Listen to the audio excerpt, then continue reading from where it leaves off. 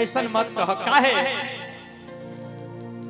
सब कुछ बिना हम रहले लेकिन भांग भांग हमरा से ना छोटी ए गौरा रानी और भले देव घर छूटी ई कैलाश छूटी बुझलो ई देव घर छूटी कैलाश छूटी अगर तू कहबू त हिमाचल से नाता टूटी अगर तू कहबू तो हम सबसे नाता तोड़ दे लेकिन गौरा भंगिया पियल मोर ना छूटी गौरा भंगिया पियल मोर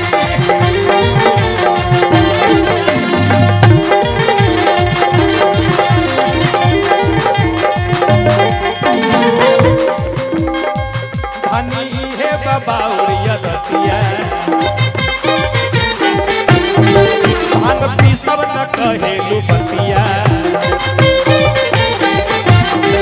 तोहरी है बाबा उरिया दतिया भांग पी सब न कहेलू बतिया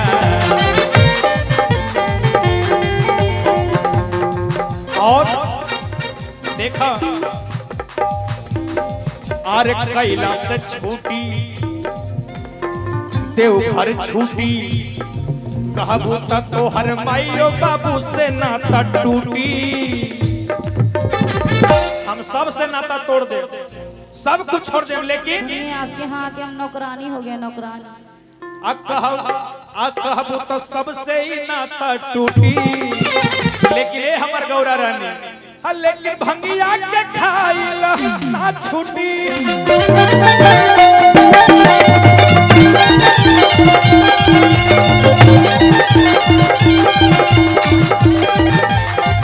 ना छूटी ये गौरा ना छूटी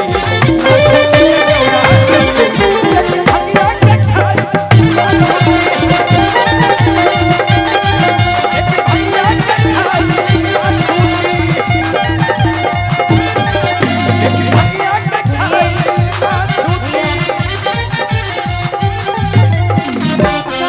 सारे लोग ऐसे बैठे हैं तो नींद आ रहा है क्या कि हम अपन नैहर के तो रानी थे ही आपके यहाँ के नौकरानी हो गए ना ना ना कर लीजिएगा अरे आप अपनी मायके में रानी थी लेकिन यहाँ तो आप महारानी हो कि नैहर में रहनी हम रानी भोला जी अच्छा अच्छा हम रानी भोला जी है कि आप ससुराया के भैनी नौकरानी भोला जी पर ना ना सुनिए हम चाहेंगे कि एक बार सारे लोग हाथ उठा के और ताली बजाएंगे लास्ट है और हाला कोमल सुनी कलाई गणेश के पापा सच कही बात मान देखा तो लाख जतन करबो हमरा से भांग ना छोटे भांग ना छोटी भले दुनिया छूट जाए लेकिन भांग ना छोटी आइए ना हमसे भंगिया पिसाई गणेश पापा और नहीं हम रात वाली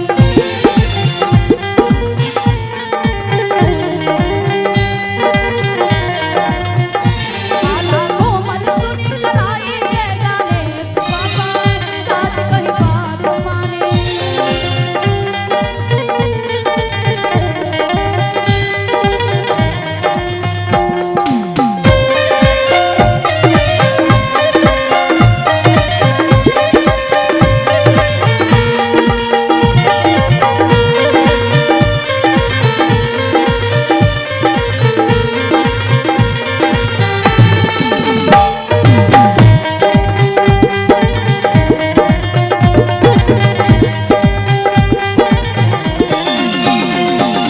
गले का सांप है गलवा के सांप राउर मारे फुफकारी पिए खाते दूध मांगे करे अनजान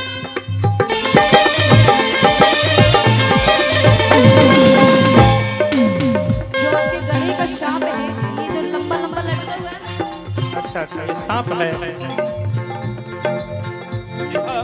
अभी कहाँ तारी कि गलवा के सांप पर और मारे फुफकारी पिए खाते दूध मांगे तो समझी लाचारी लेकिन हमारे बात के सुनो ई बात तारा के सब मालूम रहे कि भोला ऐसा बड़े वैसा बड़े, फिर भी हमारा खातिर जंगल में अपना माई बाबू के छोड़ के तू तपस्या कैलू है। और आज कहता कि हमरा से भांग ना पिसाई। अरे गौरा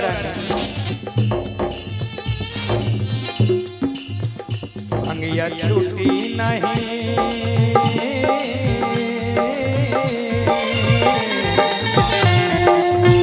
भंगिया छूटी नहीं, सुनाए हम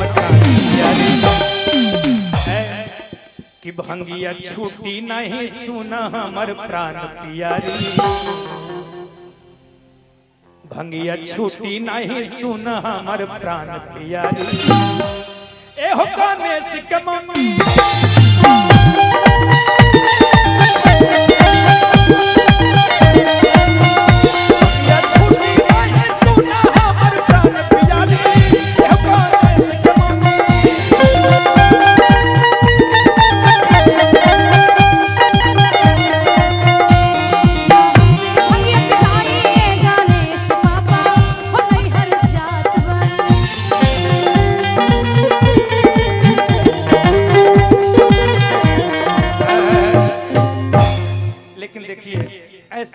ऐसा बोल करके हमारा दिल मत दुखाइए। ये मत बोलिए कि भांग नहीं पीसेंगे, इसी से हमको तकलीफ होता है, इसलिए हम कह दिए कि हम दूसरी शादी कर लेंगे। इसलिए सुनिए, एक गौरा बोलिए, तो हरी है बा धानिया दतिया, तो हरी है बा धानिया दतिया। अरे भांग पीसे के ना कहेलू बतिया। सुना, भांग पीसब न कहेलू बतिया। सुना, ऐसा मत कह, काहे सब कुछ बिना हम रहले, लेकिन भांग हमरा से ना छोटी। ए गौरा रानी, और भले देव घर छूटी, ई कैलाश छूटी, बुझलो, ई देवघर छूटी, कैलाश से छूटी। अगर तू कहबू तो हिमाचल से नाता टूटी। अगर तू कहबू तो हम सबसे नाता तोड़ दे।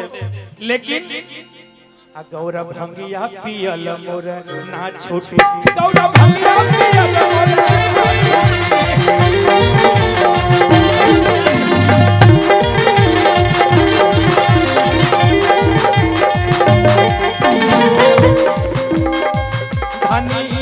बाउरिया दतिया।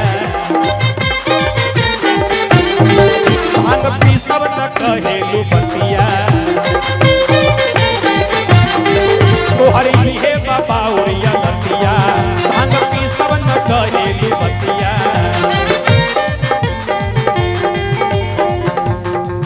और देखा, आरे कैलाश से छूटी, देवघर छूटी, कहबू तो हर माइयो बाबू से नाता टूटी। हम सब से नाता तोड़ दे, सब कुछ छोड़ दे, लेकिन आपके यहाँ के हम नौकरानी हो गए, नौकरानी। कहबू तो सबसे ही नाता टूटी। लेकिन ये हमर गौरा रानी, लेकिन भंगिया के खाइला ना छूटी।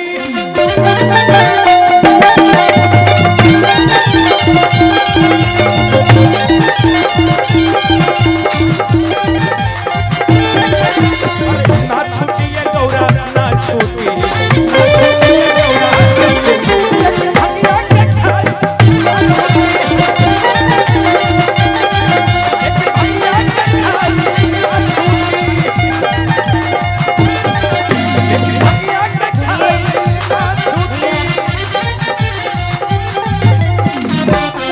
सारे लोग ऐसे बैठे हैं तो नींद आ रहा है क्या?